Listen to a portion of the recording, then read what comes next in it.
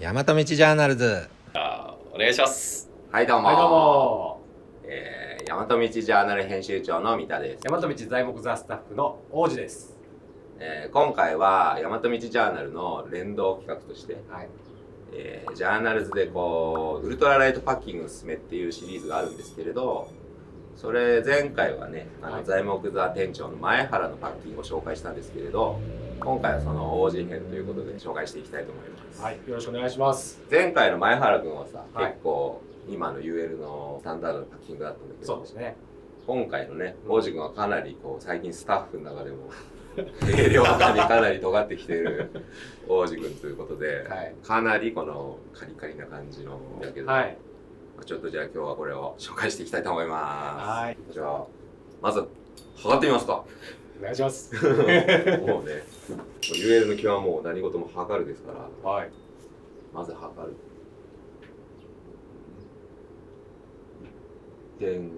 1.97。ああ、軽い。ベースウェイト 1.97 キロ。はい。でこうベースウェイトって UL ハイキングの装備から、ね、食料、水、燃料とかのね、はい、消耗品を抜いた重さなんですけど、UL の基準って言われてるのが大体ね、世間的に 4.5。そう、4.5 キロ。それ以下だったら UL って言えるよみたいな重さなんですけど、これはまたそれの半分以下みたいな。ね、このスラックは何リッター、そもそも。そもそもリッターは、デイパック用なんで16リッターなんですよ。16ね。はい、20もいってない。20もいってないです。その中に全部入っちゃう。全部入っちゃうんです。もう衣食住が一応全部入ってます。どこのバックパックなんですか？このバックパックは KS ウルトラライトギアって言って日本にね住んでるフランス人の方が作られてるバッグ、うん、その方は普通にね40リットルクラスのとか、いろんなザックを作られてる、ね、これはもうでも本当その中でもデイパックとして作られてるやつだよね。そうです、はい、なんでショルダーとかももうペラペラで、特にヒップベルトとかない、もう本当に日帰り仕様のバックパックってことですね。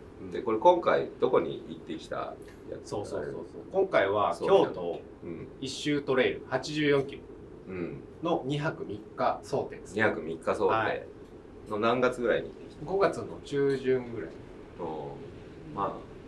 だから割と京都一周ね、そんなに標高も高くないから、そうなんですよ。気温もそこまで5月だったら下がらないし、その時も最高で25度で低くて15度ぐらい、そんな程度の気温です。そんぐらいだからこんぐらいのね、思い切った軽量化もできますよっていうところだよね。そうなんです。例えば高山北アルプスとか行く場合はこういう想定にはしません。そうだよね。北アルプスとはちょっとね。でもそれをね、京都一周だからまた2泊3日で行っちゃうみたいな計画も、こんぐらいの装備だから考えられるようになってくるみたいな。そうです。だから実際2泊3日想定で行ったんですけど、実は1泊2日で14キロ歩いてきたんですよ。もうマラソンですかっていうね感じですけど、ここまで軽くなってるのもなんか秘密があると思うんですけど、ポイントっていうとどの辺になりますかね？軽量化のポイントですかね。やっぱり今回はテントをレインポンチョですかねにしたっていうところですね。ポンチョがねタープにもなるやつね。レインにもなるし、タープにもなるっていうやつですかね。ちょっとお見せしましょう。これですね。これね。ちっちゃい。ちっちゃい。これでだいたい200グラム切るぐらいの感じですね。190グラム台。これがもうね、雨具にも屋根にもなっちゃうっていうことだから、そりゃこれでかなり稼げますよね。そうなんですよ。ブランドは C2 サミットですね。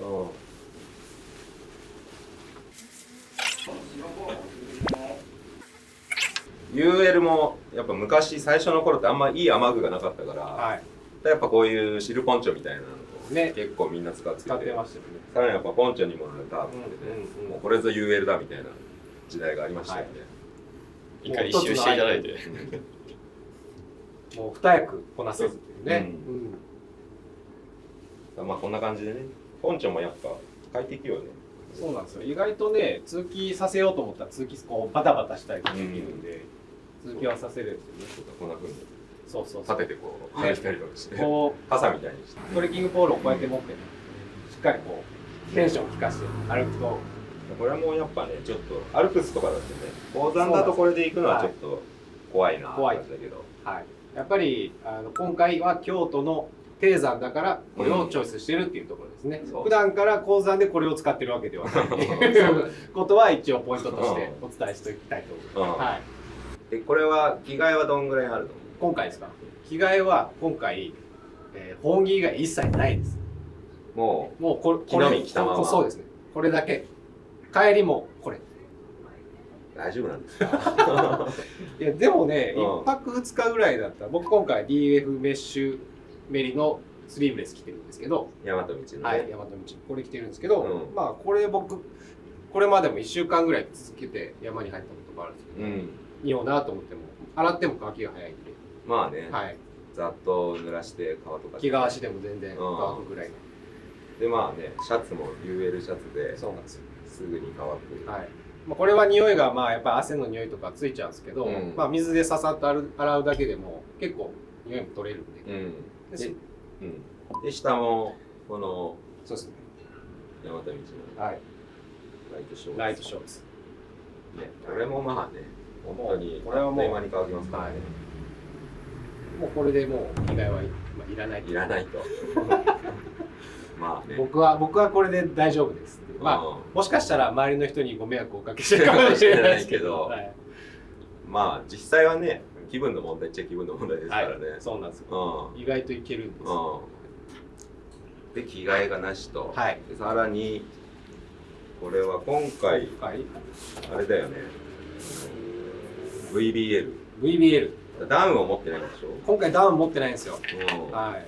まあ気温もね15度最低とかだったらやっぱりうん子供着って言ってもダウンはまあちょっとうんオーバースペックかなっていうところもあるんで、うん僕の場合はなんですけどね、うんこれは。はい。今回はないです。そうはい。普通はねダウンで荷物ちっちゃくするっていうね。ね軽くするためのもんだけど、はい。もうダウンすらちょっとかさばるしあれだぞみたいなとこに行っちゃってるようなそんな感じにもなってきました。で今回だからもう一つのポイントうんでいくと、寝袋はビビーとホットサックって呼ばれるうんものを持っていってるんですよ。シュラフカバーがもうちょっとね単体でも使えるようなシュラフカバーって感じですね。それプラスこれですね。ホットサックっていうこうんとです。はい。このね内側がこの金色ですごいこれがまあ反射するってあれだよね反射熱をね、はいでこれがだから放出しないんだよねこれはねそうなんです。これが糖質しないんで、もうムレムレになる。あえてもあえてムレムレにさして、うんこの温度を上げるっていう。うんまあこの手法が皆さんあれですよね。昔にあったVBL。ベイパーバリアバリアライナー。そうそうそうね。で、これだからダウンを持っていっていないっていうこともあるんですよ。うん本着を河川で統一している。うんだからね蒸れるからねそう、ダウンとか着て中入るともうあっという間にびっちょびちょになってこう、はいもうロフトが下がっちゃう。下がって、はい。保温ができなくなっちゃう。なくなっちゃうからでも河川のインサレーションだと、ちょっとじとっとしてもねじとっとしても保温性がうん落ちにくいんですよね落ちにくいから。ねはい。この仕様で今回トライしてみました。なるほどその本気だけで合計何グラムぐらいなんですかね。保温着だけでいくと、まあダウンも僕が軽いダウン、うん例えば持ってる上のダウンで 190g 台のダウンを持ってるんですけど、うんそれよりもこれは軽い 148g M サイズで。うんでまあ僕 L サイズなんでもうちょっと同じぐらいかもしれないですけど、うんまあ同等の軽さぐらいで、まあ河川のうん最初は持っていける。この軽さですね。またこれね寒くなったら行動中も着れるしね、そうなんですよ、うん一応これはもう行動中にも着る前提、保温着だけじゃなくて行動着としてもこの量は持っていってるって感じですね、そうだね、はい。あと靴下こ靴下もれも大和道のアルファソックスアルファソックス、うんこれもう僕にとっては必需品で、うん足元弱くてうん寝る時にはもう必ずこれを必須、まああったかくても履きたい、履きたい、裸足じゃ寝たくないそうなんですよ、でこれあんまり窮屈に締め付けないんで、うんもう本当に寝るときにこうゆったりうんかけてめちゃくちゃ最高、じゃあ一回テント立ててみますか。はい立ててみましょせーの。はい。つうことで立ちましたね。一瞬で立ちました。一瞬で立ちましたね。これが寝床ですか。これが寝床ですね。どうです？タープがね、うん。本庁タープが意外と大きいよね。意外と広いですよね。なんか。なんか全然一人用のタープよりでかいんじゃないかって。うん。あれですそうなんです。結構十分な広さで。でこの中にこのビビーがね仕そうですね込んであって、はい。その中にベーパーバリア、ホットサックが入ってますね。はい、寝袋なしっていう、そうです。はい。まあこのビビーがまあね、これ素材がなんでできてるの？これイーベントですね。はい。これどこのですか？これはマウンテンローレルデザイン。MLD。MLD。イーベントソウルビビーってやつね。はい。アメリカ人がビビーが好きなんだよね。そうですね。アメリカのメーカーって結構みんなビビー、みんな作ってて。だから僕もだから雨が降らないっていう完全に予想があったら、もう完全にカーボーイ履く。これ1枚1枚もうこれも貼らないで寝ることが多い。ちょっとね VBN って言ってもあんまよくわかんない人もいると思うんで、ちょっと実際中入ってみてもらえますか？はい、わかりました。実際はねこの保温器を着て入るんですけど、今はちょっと気になってる。よいしょ。これはホットパックっていうのはそもそもエマージェンシー用みたいなやつなんですね。そうですね。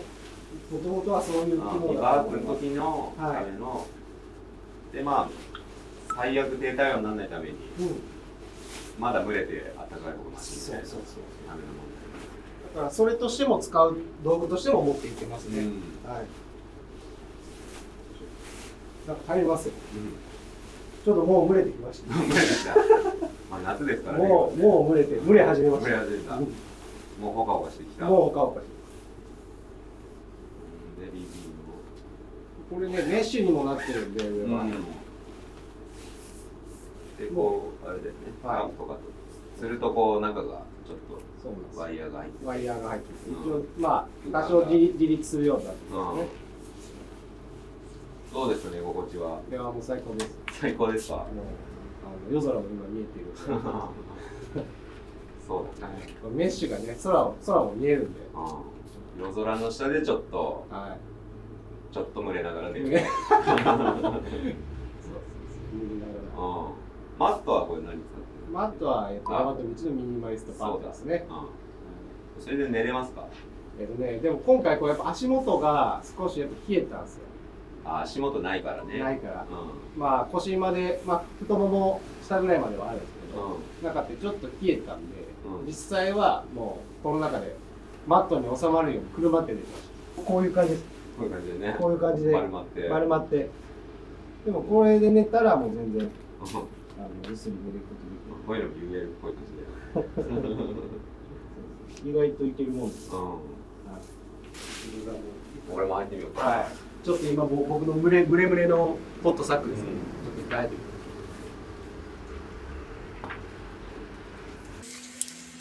三田さんは BBL やったことあるんですか？ BBL はないですね。そこまでやりたいと思わない。確かにちょっとね。もうあったかいでしょ。あったかいっていうか湿ってますね。中がね。僕の湿り気がもう始まっちゃってますよ。昔結構あれだよね、VBL っていうのも UL の本当初期に、なんとか軽量化もっとできないかみたいな時に、こうちょっと VBL っていうのがいいんじゃないかみたいな言ってる人たちがいて、でもまあやっぱり定着はそんなしなかったなみたいな。でもその理由って結局連泊するとやっぱり濡れたままのものをやっぱ持ち歩いたり、中が蒸れたものを持ち歩いたりするんで、やっぱりそんなに連泊には向いてないのかなという感じがしますね。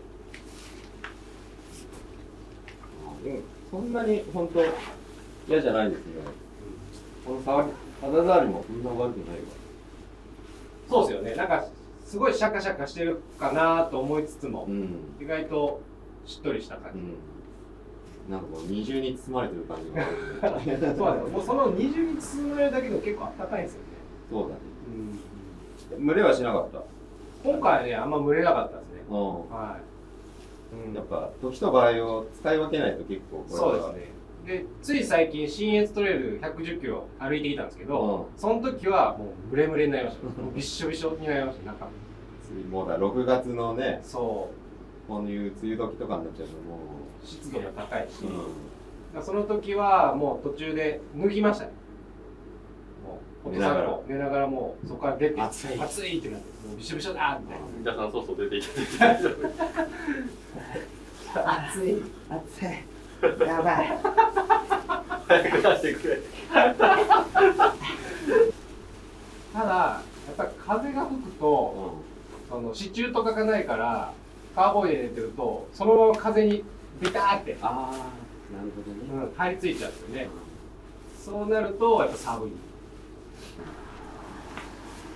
三田さん VBL どうでした？蒸れたねまあやっぱねここまでの軽量化にはそんぐらいの湿り気も必要だっていうことなんですかね。軽量化には湿り気がねねそうなんですよ。そういう方向性もありだってことだよね。そうですね。結構だからこんな感じでねいろいろ創意工夫でもっとこういうことできるぞみたいなものの、まあ、参考になったら嬉しいですよね。はい。はい。ジャーナルの中にも記事の中にもね軽量化へのポイントがたくさん、いろんなアイディアを細かく、そっちはかなり細かく紹介してるんで、そっちもぜひ読んでみてください。はい。はい。ということで、チャンネル登録。チャンネル登録と高評価よろしくお願いします。またねー。大和道ジャーナルズ